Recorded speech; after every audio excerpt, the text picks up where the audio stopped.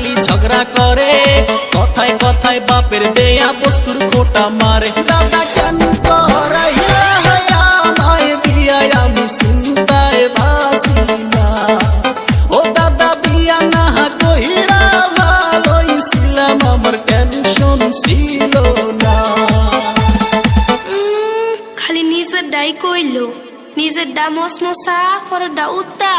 দাদা হুনো, 4 মাস হইছে বিয়া হইছে, কাছে আসে নাই, আমার কাছে বসা একটু আদর করে নাই। ইনস্টাগ্রামে কনক শেয়ার